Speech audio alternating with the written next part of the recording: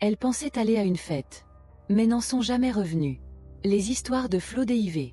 Mireille était la fille que tout le monde voulait être. Belle, riche et toujours entourée d'amis. À l'université, elle était la fille rêvée de tous les garçons. Elle se distinguait par ses vêtements luxueux, la voiture élégante qu'elle conduisait, et cette impression qu'elle ne manquait jamais de rien. Ce qui faisait d'elle l'objet de toutes les jalousies. Mais ce qui la rendait encore plus intrigante, c'était le mystère qui l'entourait. Personne ne savait d'où elle venait. Elle ne parlait jamais de sa famille, ne révélait que très peu de choses sur elle-même, et pourtant, elle n'hésitait jamais à gâter ses amis avec des cadeaux, ou à payer des sorties extravagantes. Mireille partageait sa chambre avec 2 filles. Alice et Sophie, 2 amies très proches, depuis leur entrée à l'université. Alice était la sérieuse du groupe, toujours prudente et réfléchie, tandis que Sophie était vive et facile à vivre. Bien qu'elles soient toutes dans des départements différents, elles étaient très proches, passant la plupart de leurs soirées dans leur chambre à rire et discuter jusqu'à tard dans la nuit. Mais Mireille n'était pas seulement proche de ses colocataires. Elle avait aussi 2 autres amis dans son département d'histoire. Roland et Lina. Roland était discrète mais brillante, une fille qui savait toujours comment rester dans les bonnes grâces des gens, utilisant son intelligence pour obtenir ce qu'elle voulait si possible à trahir ses amis. Lina, en revanche, était magnifique. Tout le monde remarquait sa beauté, mais elle cachait un secret. Même si elle souriait toujours et prétendait être heureuse pour Mireille, au fond, Lina rêvait d'être aussi célèbre et riche qu'elle. Elle était prête à tout pour avoir cette vie, même à coucher avec des hommes. Un soir, Mireille revint d'un voyage de son village, inhabituellement excitée. « Les filles, vous n'allez pas y croire », dit-elle en rassemblant ses amies dans leur chambre. « Mon père ouvre une nouvelle station-service dans notre village et il organise une énorme fête. Pour célébrer. Ça va être gigantesque, des politiciens, des influenceurs, des célébrités, toutes. Personne importante sera là. » Sophie et Alice échangèrent des regards enthousiastes. C'était la première fois que Mireille parlait de sa famille, encore moins les inviter à rencontrer ses parents. « Ce n'est pas tout. » Continua Mireille, sa voix débordant d'excitation. « Mon père a dit qu'il donnerait une grosse somme d'argent à chacune de mes amies qui viendra. De quoi changer votre vie ?» Le cœur d'Alice se serra rempli de soupçons. « Pourquoi maintenant? Pourquoi cette invitation soudaine? Je vais devoir demander à mes parents. » « D'abord, » dit-elle prudemment. Le visage de Mireille changea l'espace d'un instant. « Oh, ce n'est pas nécessaire, » répondit-elle. Rapidement. « D'ailleurs, l'invitation n'est valable que pour 3 personnes. J'ai déjà tout planifié. » Elle rit, balayant les doutes d'Alice. « Ne t'inquiète pas, Alice. Tu seras bien ici. Ce n'est qu'un week-end. On sera de retour avant que tu ne t'en rendes compte. Et je te promets de te ramener quelque chose de spécial, » dit Mireille. Alice n'aimait pas la façon dont Mireille l'avait écartée aussi facilement, mais la joie rayonnante de Sophie la rendait encore plus triste, d'une tristesse plus profonde. Mireille sortit pour aller annoncer la nouvelle à Roland et Lina, tandis qu'Alice et Sophie restaient dans la chambre. « Tu te rends compte? On va dans la grande maison de Mireille, dans son village !» s'exclama elle les yeux brillants. Alice força un sourire, mais l'anxiété lui nouait l'estomac. « Tu es sûre que c'est une bonne idée, Sophie? Et si tes parents venaient te rendre visite? En plus, tu vas dans un endroit que tu ne connais même pas. » Sophie leva les yeux au ciel. « Tu es trop protectrice, Alice. Je peux prendre mes propres décisions. Tu ne me possèdes pas. Je ne veux juste pas qu'il t'arrive quelque chose. Tu dois réfléchir à tout ça, » répliqua Alice. Toutes les filles étaient heureuses, impatientes de ce week-end tant attendu. La veille du départ, Lina trouva Roland dans leur chambre commune, en train de préparer sa valise pour le voyage. Le visage de Roland était étrangement calme, mais Lina sentait bien l'excitation sous-jacente. « Tu es sûr de vouloir aller à cette fête, Roland ?» Roland arrêta de plier ses vêtements et leva les yeux, les sourcils légèrement froncés. « Bien sûr. Pourquoi je ne le serais pas? Mireille nous promet beaucoup. Ça pourrait tout changer. » Lina esquissait un sourire en coin, presque moqueur. « Ou alors, ce pourrait être un piège. Tu sais à quel point elle est secrète. Tu lui fais vraiment confiance ?» demanda Lina d'un ton léger, tout en espérant semer un doute dans l'esprit de Roland. Si Roland décidait de ne pas venir, Lina savait qu'elle aurait toute l'attention, et peut-être même les faveurs de la famille de Mireille. Rien que pour elle. Roland osa les épaules. « Je n'ai pas besoin de lui faire confiance. J'ai juste besoin d'être là quand l'occasion se présentera. Et puis, tu y vas aussi, non? Quoi? Tu as peur de rater quelque chose? » Lina avait beau essayer de se convaincre qu'elle n'était pas jalouse de Mireille. La vérité lui ronguait toujours le cœur. C'était sa chance de briller, de voler enfin la vedette. Je veux juste que tu ne le regrettes pas. C'est tout, dit-elle prudemment. On ne sait même pas si ce que Mireille dit est vrai. Les lèvres de Rolande se tordiront un sourire rusé. Je pourrais te dire la même chose. Tu as peur, hein? Peur que ce soit moi qui fasse les bonnes connexions, pas toi. Tu as toujours voulu être comme Mireille, être au centre de l'attention. Je vois comment tu la regardes. Tu crois que cette fête est ton billet en or, pas vrai? Lina perdait le contrôle de la conversation. Et Rolande voyait clair dans son jeu. Très bien, mais ne dis pas que je ne t'ai pas prévenu. Le jeudi matin, le jour du départ, Alice regarda Sophie partir avec Mireille, Rolande et Lina en direction du village. Quelque chose, au fond d'elle, lui criait que tout cela était une mauvaise idée, une très mauvaise idée. Pendant le trajet, Lina admirait les collines et les forêts qui bordaient la route, imaginant la vie qu'elle pourrait avoir si elle faisait les bons contacts à cette fête. Enfin, elles arrivent vers le village de Mireille. Mais au lieu de s'arrêter, Mireille continuait de rouler pendant un long moment, s'éloignant des cases et s'enfonçant dans la forêt. Elles atteignirent finalement la maison de Mireille, perdue au cœur des bois. La demeure était immense, bien plus grande que tout ce qu'elles avaient imaginé. Un véritable manoir entouré d'arbres gigantesques. Les filles restèrent bouche bée en sortant de la voiture. La maison paraissait être la seule construction dans les environs. « Mireille, cet endroit est magnifique !» s'exclama Sophie, les yeux écarquillés. « Je ne savais pas que ta famille était aussi riche », ajouta Rolande, impressionnée. Mireille sourit, mais ses yeux restèrent distants. « Bienvenue !» s'écria une voix grave. Un homme, souriant, enlaça Mireille avec chaleur avant de se tourner vers les autres. « Vous devez être Sophie, Rolande et Lina. Je suis tellement heureux que Mireille vous ait amené ici. » Les filles échangèrent des regards nerveux, mais sa gentillesse les rassura. Elles entrent, ensemble conduits par chef Thomas. Le manoir était impeccable. Et malgré l'isolement étrange, elles furent impressionnées par le luxe ambiant. Toujours avide de vie fastueuse, Lina ne put s'empêcher de demander. « Et la maman de Mireille, elle est où ?» Le visage du chef Thomas s'illumina de fierté. « Ah, elle est à l'étranger ma chère. Mais ne t'inquiète pas, elle arrivera demain soir avec le conseiller du président, juste à temps pour la fête. Vous la rencontrerez très bientôt. » Les filles sourirent, charmées à l'idée de côtoyer des gens aussi influents. Tout semblait parfait. Trop parfait. « Vous voyez, Mireille est ma fille unique. » Poursuivit chef Thomas, sa voix s'adoucissant avec affection. « Je l'aime plus que tout au monde. Et je me suis assurée qu'elle est tout ce qu'elle désire. C'est pour cela que je lui ai demandé de vous inviter ici, pour que vous puissiez vous amuser, vous détendre avant la grande fête. Je veux que vous vous sentiez comme chez vous. » Elles hochèrent la tête, se sentant peu à peu rassurées. Cet homme semblait sincère. Chef Thomas fit un geste vers deux hommes qui se tenaient silencieusement en retrait. « Juste une petite règle, » ajoutant chef Thomas d'un ton désinvolte. « Pas de téléphone durant votre séjour. »« Pas de téléphone, » répéta Lina, un pli soucieux barrant son front. Chef Thomas éclata de rire, agitant la main comme pour balayer ses inquiétudes. « Oui, pas de téléphone. Je veux que vous vous déconnectiez, que vous profitez vraiment de la beauté du manoir. Vous verrez, ce sera libérateur. J'ai déjà appelé et dans les heures suivantes, le réseau sera bloqué dans les environs pour éviter toute distraction. » Rolande et Lina échangèrent un regard incertain. Sophie, elle, semblait d'abord surprise, mais haussa les épaules. Après tout, elles étaient invitées dans une maison luxueuse. Et ce n'était que pour un week-end, non? Mais alors que chef Thomas parlait encore, Sophie sentit son téléphone vibrer dans sa poche. Un appel d'Alice, sans réfléchir, elle s'excusa poliment. « Je prends juste cet appel, ce sera rapide. » Elle fait quelques pas et décrocha. « Alice, on est arrivé au village de Mireille. Tu ne croirais pas à quel point c'est beau ici. » Mais elle n'eut pas le temps de finir. L'un des hommes, silencieux jusque-là, surgit à côté d'elle, main tendue. « Désolé mademoiselle, » dit-il d'une voix ferme mais polie. « Ordre du chef, pas de téléphone. » Sophie resta figée, à contre-cœur. Elle lui tendit son téléphone. Elle eut juste le temps de dire à Alice qu'elles étaient arrivées, que l'homme coupa l'appel et s'éloigna avec l'appareil. Quand elle rejoignait les autres au salon, elle vit Lina et Roland remettre leur téléphone à l'un des gardes à leur tour. Quelque chose n'allait pas. Mais elle se tut, ne voulant pas gâcher l'ambiance. Alice, de son côté, était toute confuse, mais pensait que cette interruption était peut-être due au problème de réseau. Le personnel prit leurs bagages et les accompagna chacune dans sa chambre. Ce soir-là, les filles dînèrent en compagnie du père de Mireille.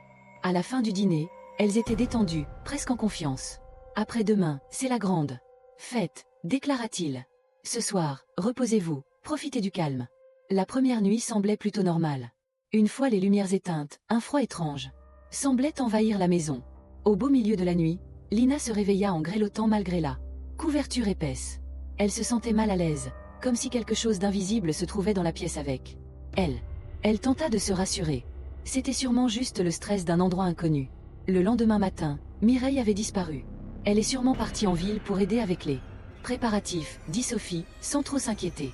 Mais au fil de la journée, Mireille ne revenait toujours pas. Et lorsque les filles interrogèrent chef Thomas à son sujet, ses réponses restaient vagues. Ce soir-là, les choses commencent à vraiment sembler étranges. La fête était censée avoir lieu le lendemain. Et pourtant, il n'y avait aucun signe de préparatif. Aucun invité à l'horizon, aucune décoration. Aucun personnel ne semblait s'activer.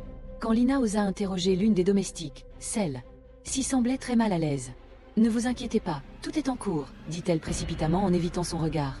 Puis, elle s'éclipsa aussitôt. Le malaise de Lina grandissait. « Tu te fais des idées », dit Roland, allongé sur un fauteuil. La famille de Mireille est riche. Peut être qu'ils font tout à la dernière minute. Tu verras. Mais cette nuit-là, les murmures commencent. Lina, allongée dans son lit, se réveilla en sursaut en entendant quelqu'un chuchoter son prénom. Au début, elle pensa rêver. Mais les voix reviennent plus claires, plus pressantes. Lina, Lina, elle se redressa. Ses yeux scrutèrent la pièce. Rien, personne. Elle sortit lentement de son lit. Doucement, elle s'approcha de la porte. Les chuchotements cessèrent. Elle l'ouvrit d'un coup. Sec. Le couloir était vide, silencieux. Puis, elle l'entendit à nouveau. Lina, cette fois, cela venait du fond de la maison, du sous-sol. Elle referma rapidement la porte et retourna se cacher sous la couverture. Le lendemain matin, Sophie ne se présenta pas au petit déjeuner. Roland et Lina fouillèrent la maison de fond en comble. Aucune trace de Sophie. Elles frappèrent à la porte du père de Mireille. Personne. Quand elle finit par croiser une des domestiques, la femme refusa de les regarder dans les yeux. « Vous devriez partir », murmura-t-elle, la voix tremblante. « Il se passe quelque chose de terrible. Vous n'auriez jamais dû venir. » À cet instant précis, Lina sut que quelque chose clochait. Dans l'après-midi, Mireille réapparut. Mais elle n'était plus la même. Plus de sourire, plus de charme. Juste un regard vide, glacial. Elle ne dit rien de là où elle était. « Allez !» Et quand elles lui posèrent des questions sur Sophie, elle les ignora complètement. Ce con. En temps de les fixer. Les yeux morts. Roland et Lina décidèrent alors de fuir. Immédiatement, la propriété encerclée par une forêt. Épaisse et impénétrable. À peine avaient-elles franchi le portail qu'elles entendirent des pas dans leur dos. Le père de Mireille et 3 gardes les suivaient. Chef Thomas n'était plus le gentil hôte qu'elle avait rencontré. Son visage déformé par la colère. Alors qu'elle courait à travers les arbres, le cœur noué par la peur, la vérité leur frappa l'esprit.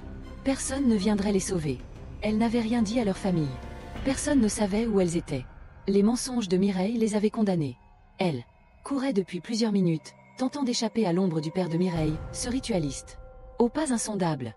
Pendant ce temps, à l'université, Alice faisait les 100 pas dans sa chambre. Son téléphone serré. Dans sa main. Cela faisait 2 jours qu'elle n'avait plus eu de nouvelles de Sophie, hormis l'appel furtif du premier jour. Sophie lui avait promis de l'appeler, de lui envoyer des photos de la fête. Mais rien. Pas un message. Pas un mot. Hier, les parents de Sophie l'appelaient, inquiets. Et Alice n'osait pas leur dire la vérité. Alors, elle mentit. Elle prépare notre test à venir, leur dit-elle. Elle a éteint son téléphone pour se concentrer. Vous savez comme elle est sérieuse avec ses études. Je suis sûre qu'elle vous appellera après l'examen. Mais à mesure que le 3e jour passait sans aucune nouvelle, une peur sourde lui rongeait les entrailles. Quelque chose n'allait pas. Vraiment pas. La culpabilité de son mensonge la ronguait. Et le silence devenait insupportable. Les larmes aux yeux, la gorge nouée, elle finit par rappeler. Les parents de Sophie. J'ai menti, avoua-t-elle. Je n'ai plus eu de nouvelles depuis qu'elle est partie au village de Mireille. Quelque chose ne va pas. La panique gagna aussitôt la famille. Sans perdre une seconde, ils arrivèrent à l'université et se précipitèrent à l'administration. Pour demander des informations sur Mireille. Il leur fallait une adresse. N'importe quoi qui pourrait les aider à retrouver les filles. Ils furent dirigés dans un bureau. Alice supplia l'administratrice. « S'il vous plaît, nous avons besoin de l'adresse de Mireille Thomas. La fille avec qui Sophie est partie. On n'arrive plus à la joindre et on est vraiment inquiet. » L'administratrice fronça les sourcils cherchant dans les dossiers. Elle feuilleta quelques pages, tapota sur son clavier, vérifiant les bases de données à la recherche d'une étudiante nommée Mireille Thomas. Les secondes s'étiraient. Puis elle releva la tête. Il n'y a aucune étudiante du nom de Mireille Thomas dans notre université. Le cœur d'Alice se serra. Quoi ? C'est impossible. Elle est avec nous depuis le début de l'année. Elle assiste aux cours. Elle vit sur le campus. L'administratrice secoue lentement la tête. Je suis désolé. Mais selon nos dossiers, aucune Mireille Thomas n'est inscrite ici. Si elle a prétendu être étudiante, alors ce n'est pas la personne que vous pensiez connaître. Les parents de Sophie se regardèrent horrifiés. La vérité les frappa de plein fouet. Mireille n'était pas une étudiante. C'était un piège. Une prédatrice qui avait utilisé l'amitié comme appât. Devant cette révélation glaçante, la famille comprit qu'il n'y avait plus une seconde à perdre. Ils se rendirent directement à la police armée de ces informations troublantes. Mais les forces de l'ordre se heurtaient vite à un obstacle. Mireille n'existait pas officiellement. Aucun dossier, aucune pièce d'identité, aucun contact familial. Rien. Elle était presque un fantôme. Sophie m'a appelé, dit Alice d'une voix tremblante, juste une fois après être arrivée. C'était court. Mais peut-être que vous pouvez retrouver l'emplacement de cet appel. Les policiers n'hésitèrent pas. Avec l'aide des opérateurs téléphoniques, ils réussirent à localiser la source de l'appel. Il provenait d'une zone rurale reculée en périphérie du village supposé de Mireille. C'était leur première piste concrète. Suivant les coordonnées du dernier appel de Sophie, la police se mit en route. La zone indiquée se trouvait en pleine campagne à l'orée d'une forêt dense. Arrivés sur place, les policiers interrogèrent les habitants du coin. Mais ceux-ci restaient vagues. Parlant à voix basse, le regard fuyant. « C'est la terre du chef Thomas », murmura un vieil homme. « Des choses bizarres s'y passent. Des gens disparaissent. » La police comprit qu'il ne s'agissait plus simplement d'une disparition. Il y avait quelque chose de bien plus sombre en jeu. Pendant ce temps, Lina et Roland couraient encore pour leur vie à travers la forêt. Le poids de ce qui était arrivé à Sophie les écrasait, les paralysait. Le père de Mireille était à leur trousse. Roland trébucha, tombant à genoux. « J'y arrive plus, je peux plus. » Lina, le souffle court, s'arrêta et se tourna vers elle, les yeux affolés. « Relève-toi, Roland. On n'a pas le temps. Il faut continuer. » Mais Roland ne bougea pas. Son visage était marqué par la panique. « On ne s'en sortira pas toutes les deux. Tu le sais, mais si l'une de nous le distrait, peut-être que l'autre pourra s'enfuir, » dit Roland. Lina resta figée. Sa respiration bloquée. Se sacrifier? Qui va se sacrifier? Roland, est-ce qu'il a un sourire à mère? Je te sacrifie, dit-elle. Avant que Lina puisse réagir, Roland la poussa violemment. Elle tomba en arrière, s'écrasant au sol, étourdie, choquée. Elle la vit courir dans la direction opposée. La trahison comme un coup de poignard profond en plein cœur. Et à cet instant, une ombre apparut entre les arbres. Chef Thomas. Roland, haletante, n'eut pas le temps de crier. Il surgit devant elle, l'attrapa à la gorge. Il la souleva comme si elle ne pesait rien. Lina, toujours au sol, tremblante, regardait la scène avec horreur. Le souffle coupé. Elle vit le corps de Roland se raidir, puis se relâcher. Inerte. Jetée au sol comme une poupée désarticulée. Et Lina, rampant à quatre pattes, comprit que cette trahison venait peut-être de lui sauver la vie. Quelques instants passèrent, mais l'angoisse dans le cœur de Lina était étouffante. Elle devait survivre. Les larmes coulaient sur son visage alors qu'elle rampait à travers la forêt. Le corps secoué par la peur. Elle sentait la présence du père de Mireille. Tout près. Elle était piégée, épuisée, au bord du désespoir. Chef Thomas était à deux pas d'eux. L'attraper. Soudain, deux agents surgirent des broussailles et se jetèrent sur Chef Thomas le plaquant haut. Sol. Les policiers, en progressant à pied dans la forêt dense depuis quelques minutes, avaient entendu des cris et s'étaient précipités dans leur direction. Un flot de soulagement envahit Lina. Alors qu'on la tirait hors de la forêt, tremblante. « Plus jamais », murmura-t-elle en essuyant ses larmes. « Plus jamais je ne me laisserai aveugler par la cupidité, ni ne ferai confiance aux mauvaises personnes. » Au poste de police, Chef Thomas était assis dans la salle, son visage déformé par un étrange sourire, presque serein, comme s'il n'avait plus peur. Deux policiers l'assaillaient de questions. Pourquoi avait-il attiré ses filles dans son domaine? Que s'était-il passé avec Mireille? Chef Thomas gardait le silence. Son regard était lointain. Mais lorsqu'un des agents mentionna le prénom de sa fille, son masque se fissura. Une ombre traversa son regard. « Mireille, ma fille ?» Il secoua la tête. « Je n'ai pas de fille. » Les policiers échangèrent des regards perplexes. « Alors, qui est-elle ?» L'expression du chef Thomas changea brutalement. Son regard devint fixe. Sa voix chuchota. « Mireille n'est pas humaine. C'est un esprit, l'un d'eux. Ceux qui rôdent entre les mondes. Ils savent se déguiser, prendre l'apparence des humains. Ils vivent parmi nous et personne ne se doute de rien. Je les utilise depuis des années. Ils m'apportent ce dont j'ai besoin. » Il ferma les yeux un instant. Mais cette fois, elle a changé les règles. Je ne contrôle plus rien. Il se pencha vers eux. Les yeux écarquillés par une terreur presque enfantine. Ils choisissent des proies comme vous. Des gens qui veulent ce qu'ils ne peuvent pas avoir. Que deviennent ces esprits? demanda un des policiers d'une voix hésitante. Chef Thomas sourit, glacé. Il disparaît, chuchota-t-il. Il trouve d'autres proies. Vous ne reverrez plus jamais, Mireille, la pièce devint silencieuse. Puis, soudain, il éclata de rire. Un rire d'abord étouffé, puis plus fort. Je n'aurais pas dû le dire, murmura-t-il. Je n'aurais jamais dû parler. Son corps se tendit. Brutalement. Puis convulsa. Comme si une force invisible l'avait saisi. Les esprits, ils savent que j'ai brisé la règle. Soudain, chef Thomas bondit de sa chaise, renversant brutalement le mobilier. Il courra vers la porte, le rire se transformant en un hurlement d'aimant qui résonna dans les couloirs du commissariat. Les policiers tentèrent de l'arrêter, mais il était trop rapide. Il leur échappa, s'engouffrant dehors, en pleine nuit. Puis, au moment exact où il atteignait le milieu de la route, des phares déchirèrent de l'obscurité. Le crispement des pneus fut trop tardif. Le choc fut brutal. Un bruit sourd, un corps projeté dans les airs. Chef Thomas écrasa plusieurs mètres plus loin, inerte. Son rire s'était éteint. Les policiers accoururent. Mais il était trop tard. Lina ne fut plus jamais la même. Elle avait survécu. Mais les cauchemars ne cessèrent jamais. Les murmures restaient invisibles, mais constants. Sophie n'a jamais été retrouvée, malgré toutes les fouilles effectuées. Certaines tentations ne sont que des pièges. Des pièges habillés de luxe. Prêts à dévorer ceux qui s'approchent trop près. Le mal ne porte pas toujours un masque effrayant. Parfois, il se présente sous la forme de tout ce que vous avez toujours rêvé d'avoir. Et les pièges les plus dangereux sont ceux dans lesquels l'on entre volontairement. Parfois, les personnes que vous croyez connaître n'ont jamais été humaines. Merci d'avoir suivi cette histoire. N'oublie pas de t'abonner et de laisser un j'aime. À la prochaine pour une nouvelle histoire.